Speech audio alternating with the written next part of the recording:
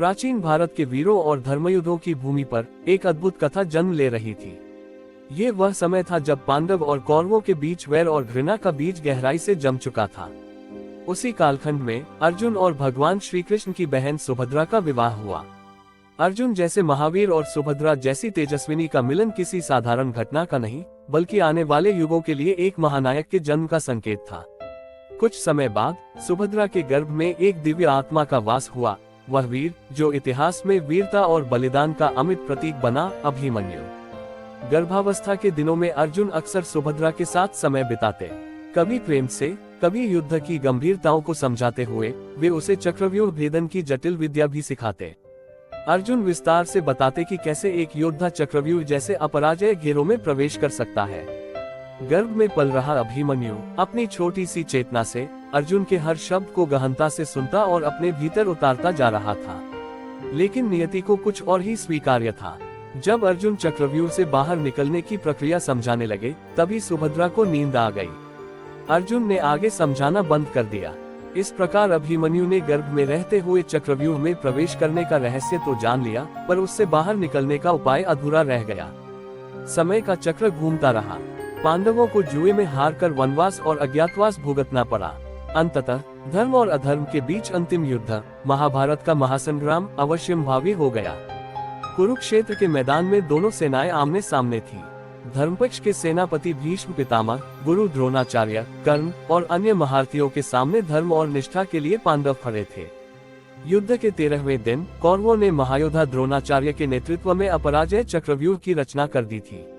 इसका उद्देश्य था पांडवों की सेना को पूरी तरह से तोड़ना और युधिष्ठिर को बंदी बनाना। परंतु उस समय अर्जुन चक्रव्यूह तोड़ने में समर्थ एकमात्र योद्धा युद्ध के किसी अन्य मोर्चे पर व्यस्त थे।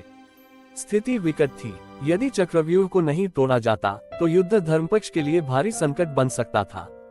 तभी मात्र 16 वर्ष का अभिमन्यु युद्ध क्षेत्र में आगे आया। उसकी आंखों में गर्व था और हृदय में अपार साहस।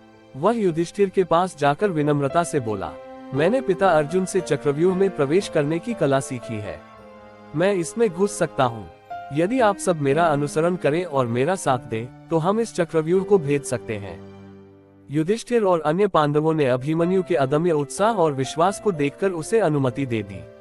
अभिमन्यु अपने रथ पर सवार हुआ, धनुष उठाया और दुश्मनों के उस भयंकर चक्रव्यूह की ओर बढ़ चला।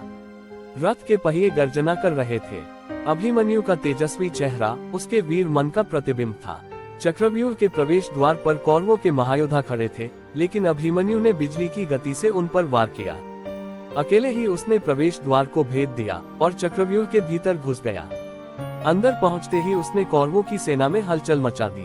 उसके बाणों की बौछार से कर्ण, दुशासन, अश्वत्थामा और कृपाचार्य जैसे महारथी भी चकित रह गए। पर दुर्भाग्यवश युधिष्ठिर और अन्य पांडव उसका पीछा नहीं कर पाए। उन्हें अन्य योद्धाओं ने बीच में ही रोक लिया था। अभिमन्यु अकेला चक्रव्यूह में फंस चुका था।